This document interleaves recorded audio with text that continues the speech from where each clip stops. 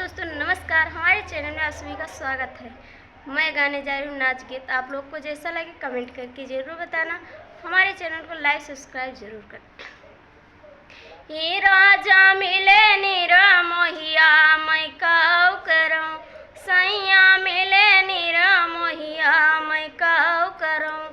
अपने मैया खातिर महला उठावई, अपने मैया खातिर महला उठावई।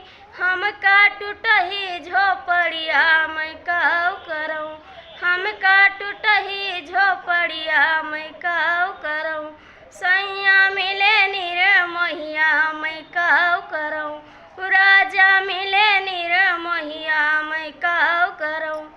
अपने भाभी खातिर लाइट लगावई, अपने भाभी खातिर लाइट लगावई।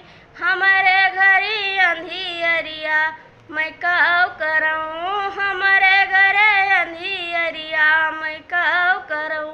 सैया मिले नीर मोहिया मैं काऊ करूँ, राजा मिले नीर मोहिया मैं काऊ करूँ।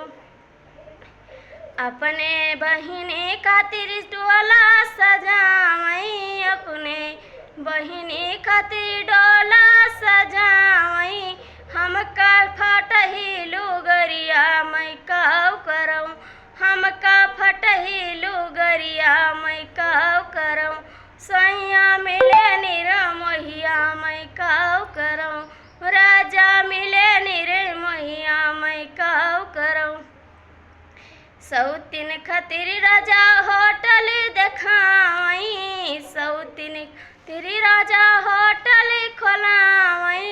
हमका सूखी रोटिया मैं काऊ करूँ, हमका सूखी रोटिया मैं